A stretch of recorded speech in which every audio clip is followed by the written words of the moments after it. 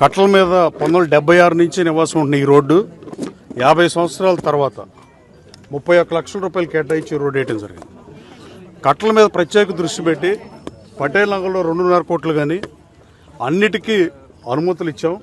అలాగే రాబోయే కాలంలో ఇక్కడ ఒకే ఒక అడ్వాంటేజ్ అంటే డ్రైనేజ్తో పని లేదు కాబట్టి వాటర్ కాలువలోకి వెళ్ళిపోతాయి కాబట్టి అన్ని రోడ్లు శాంక్షన్ చేసాం. అంతకుముందు ఇక్కడ దీని పక్క రోడ్డు శాంక్షన్ చేసిన రైల్వే డిపార్ట్మెంట్ ఒప్పుకోపోవడం వల్ల ఆ నిధుల్ని మళ్ళీ వేరే రోడ్డుకి ఇచ్చిన పరిస్థితి. ఇప్పటికీ ప్రసాదంపాడు గ్రామంలో 3,73 లక్షల రూపాయలతో సిమెంట్ రోడ్ల నిర్మాణం కానీ, ప్రసాదంపాడు కానూరు కనెక్టింగ్ రోడ్డు 2,80 లక్షలు, అది 2,52 లక్షలతో కానీ అభివృద్ధి చేయడం జరిగింది. రాబోయే కాలంలో రామవరపాడు గ్రామంలో కూడా ఎంత దారుణమైన పరిస్థితులు అంటే, ఈ విజయవాడ రూరల్ మండలం పేరు మీద 9 గ్రామాలు వెనకబాటుతనానికి కారణం. ఇవాళ కూడా 50-60 సంవత్సరాల తర్వాత కూడా మంచినీళ్ళ సమస్య, చెత్త సమస్యలను పట్టి పీడిస్తానికి కారణం డెఫినెట్గా ఆ పాపం రాజకీయ నాయకులదే.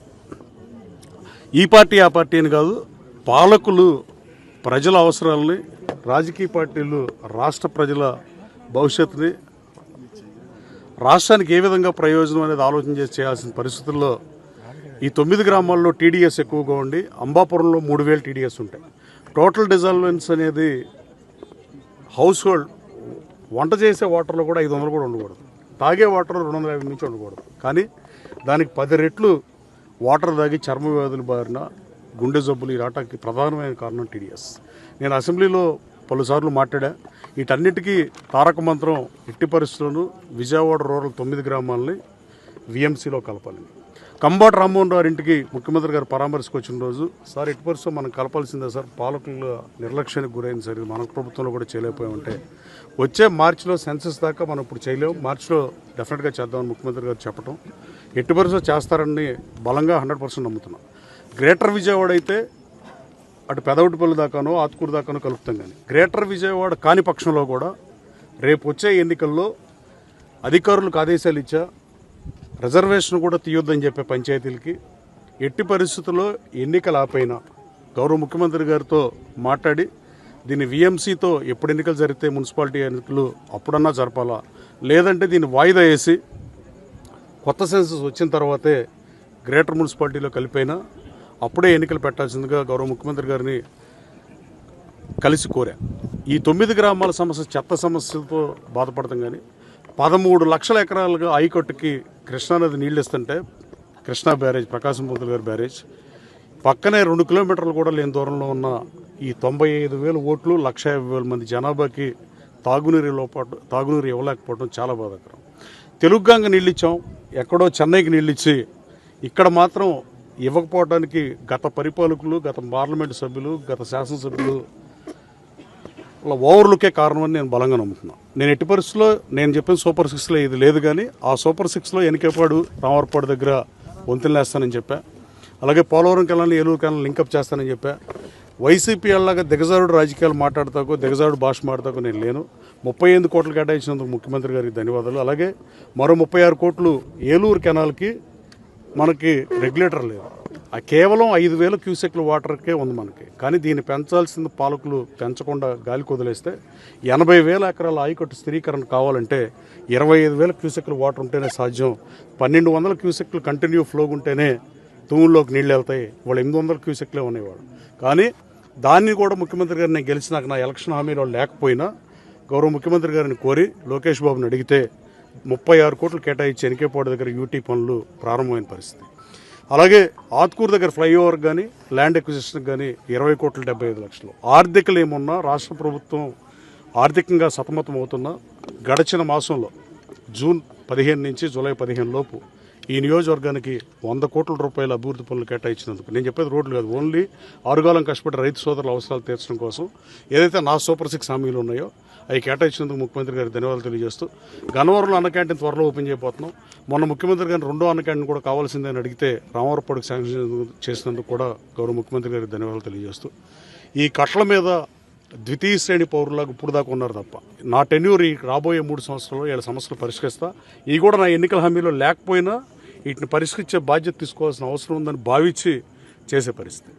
అలాగే ఒక వంతునికి ముఖ్యమంత్రి గారు సానుకూలంగా ఒక వంతెన ఇస్తే ఇప్పుడు రెండో వంతెన ఇంకో సంవత్సరాలు చూద్దాం ఉన్నారు. అలాగే రామవరపూడి వంతెనకి కూడా 4 అడుగుల వంతెన మీద దాదాపు 20,000 మంది రాకపోకలు చేసే పరిస్థితి. అతి త్వరలో ఇంకో రోడ్డు కూడా ఓపెన్ చేయాల్సిన అవసరం ఉంది.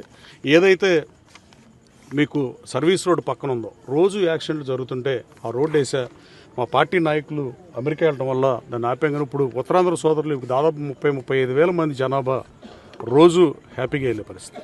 అలాగే నేషనల్ హైవే పీడీ విద్యాసాగర్తో కూడా మాడతా ఆ బొమ్మలూరు దగ్గర ఎట్టి పరిస్థితుల్లోనూ మీరు సమాజ హితానికి పనిచేసి రాయాల్సిందిగా మీడియాను కోరుతూ ఇక్కడ చెత్త ఉంది, ఇక్కడ అది ఉంది, ఇక్కడ అది ఉండటం వల్ల లాభం డెఫినెట్గా ఉంటుంది, కానీ దాని ప్రియారిటీలు చూడాల్సిన అవసరం ఉంది.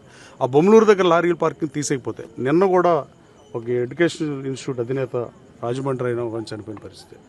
వరుస మరణాలు సంభవిస్తున్నాయి. 125 మంది పోయిన సంవత్సరం చచ్చిపోతే నేను ఎన్నో జాగ్రత్తలు చెప్పి హైవేల్లో మార్చిన 85 మంది చచ్చిపోయారు లాస్ట్ ఇయర్. ట్రామా సెంటర్ పెట్టమని మన సత్యకుమార్ యాదవ్ గారిని అడిగా. డయాలసిస్ సెంటర్ కూడా సిహెచ్సి సెంటర్లో పెట్టమన్నా. 5 కోట్ల రూపాయలు సిఎస్ఆర్ ఫండ్స్ ఇచ్చి సిహెచ్సి సెంటర్ని అభివృద్ధి చేస్తున్నా. ఇక్కడ బ్లడ్ టెస్టులు చేస్తున్నారా? బ్లడ్ టెస్టులు చేస్తున్నారా? వచ్చి ఇంటికి వచ్చి చేయట్లేదా? చేయట్లేదు. పిహెచ్సి సెంటర్ సిహెచ్సి గన్నవరం చెప్పి ఈ కట్టల మీద కూడా దాదాపు 27,000 మందికి ఆ 3 మండలాల్లో బ్లడ్ టెస్టులు చేసాం. పిహెచ్సి సెంటర్లో సిహెచ్సిలో 30,000 పైన, 65,000 మంది పైన, 68,000 సుమారుగా సబ్జెక్టు కరెక్షన్ ఇంటికి వెళ్ళి బ్లడ్ టెస్టులు చేసే పరిస్థితి. రాబోయే కాలంలో గన్నవరం నియోజక అభివృద్ధి ఏజెండాగా పనిచేస్తా. 6 కాలం కష్టపడి రైతు సోదరుల కోసం నేను పనిచేస్తుంటే రేపొద్దున 35 కోట్ల నీళ్లు ముక్కేటంటే ఇటు తిప్పిటి చూపించినట్టుగా పట్టిసీమ వాటర్ విజయవాడ బ్యారేజీకి వచ్చి బ్యారేజీ నుంచి ఏలూరు కెనాల్ ద్వారా బ్యాక్ వస్తే 100-120 కిలోమీటర్లు అదే వాటర్ ఇట్లా ప్రవహిస్తున్న దానికి లింకప్ చేయడం చేతకాలేదు. కానీ యనమల రామకృష్ణ గారు 15 కోట్ల 60 లక్షలు శాంక్షన్ చేసినా అది చేతకాలేదు. కానీ ఊరినే రాజకీయ విమర్శలు చేయడం ఎంతవరకు సభ్యులు ఆలోచన చేయాల్సిన అవసరం ఉంది. తెలుగుదేశం పార్టీ పొత్తులు తేలిందని చెప్పి పనికిమాలను వాగే వాళ్ళకి హిస్టరీ చదవాల్సిందిగా కోరుతున్నాం. తెలుగుదేశం పార్టీ ఎన్టీఆర్ స్థాపించినప్పటి నుంచి 1982లో స్థాపించినప్పుడు 83 ఎన్నికలకు వెళ్ళినప్పుడు సంజయ్ వికాస్ మంచితో ఎన్నికలకు వెళ్ళాడు.